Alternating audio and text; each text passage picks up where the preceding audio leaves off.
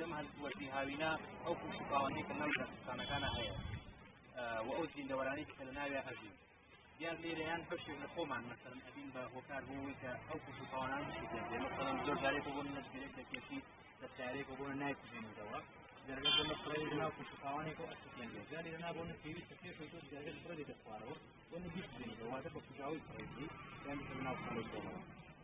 يعني وقتی که میگن خالوی که تو خود نبیده و کاری بوی که مثلا بون من اوکی شو خالو بتوجه که مثلا خالو بگیرنده دوم یعنی شان اوی که بون من جواز داری که مثلا خود نبید اگر خالو که بون لسانی قاعدين بون مثلا شو خالو که بتوجه عادی بوده دوا تو بتوانی اگر کسی خود توانی ماده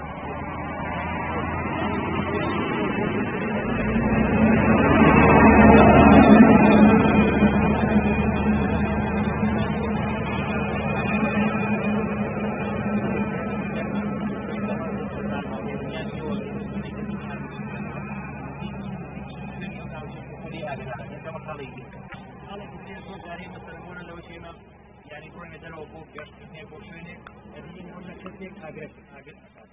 كم حوالنا زور بيجي تو أكيد أخلاقي خلوق أكيد اجتماعي خاص برابر وجهك برابر فوق شوفانا كهذا أبو زيد وراني كهذا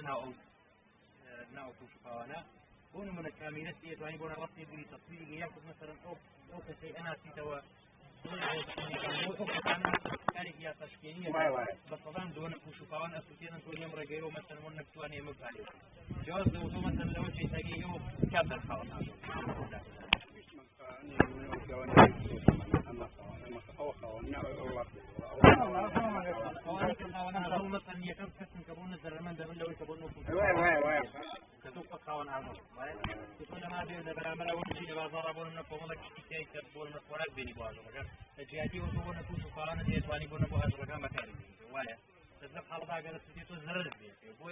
زور گرنگه تو پیش هموش که یعنی پرزگاری لجانی خود